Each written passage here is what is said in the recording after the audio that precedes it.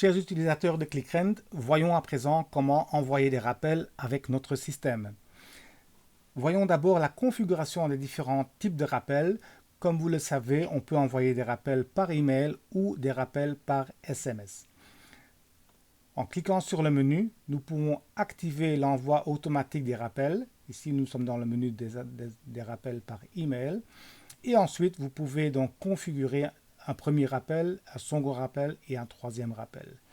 Commençons par indiquer les jours d'intervalle par rapport à la date d'échéance qu'on aura définie pour chaque locataire individuellement.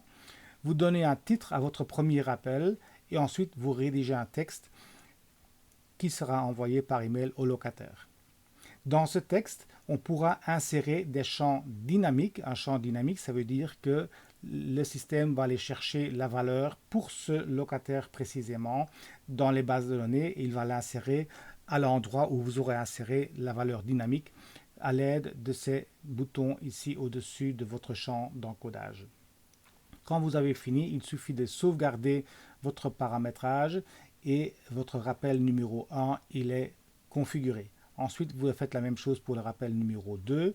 Là, vous indiquez aussi un intervalle, donc ça veut dire que 7 jours après la date d'échéance, le deuxième rappel est envoyé automatiquement au locataire. À nouveau, vous lui donnez un titre, vous rédigez un texte et vous incluant de nouveau des champs dynamiques qui seront remplacés par les vraies valeurs pour ce locataire lorsque le système envoie l'email à cette personne.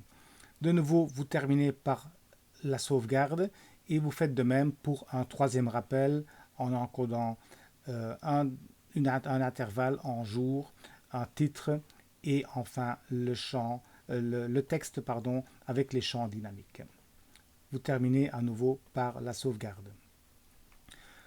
Ensuite, vous savez que nous avons aussi l'opportunité d'envoyer des rappels par SMS. La procédure est exactement la même. Tout d'abord, il faut commencer par activer l'envoi automatique par SMS.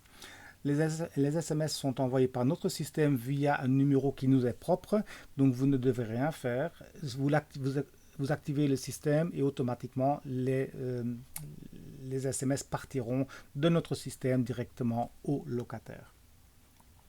Même principe, vous ajoutez un intervalle pour le premier appel, vous incluez un texte qui ici forcément sera beaucoup plus court que le texte dans les emails et vous pouvez aussi insérer les champs dynamiques. Idem pour le rappel numéro 2 et le rappel numéro 3. Voici pour la configuration de vos rappels. Ensuite, nous faisons la différence entre trois types de rappels différents. De 1, il y a les rappels full automatique, donc c'est le système qui fait le calcul des dates d'échéance, qui fait le calcul des intervalles et qui envoie les rappels aux différentes dates. Donc là, vous ne devez rien faire. Une fois que vous avez activé ici les cases et vous avez complété les champs, le système se met en route automatiquement. La deuxième manière d'envoyer des rappels, c'est l'envoi des rappels semi-automatiques. Cela veut dire que vous vous rendez sur l'écran des locataires et vous voyez un bouton qui s'appelle Send Reminders.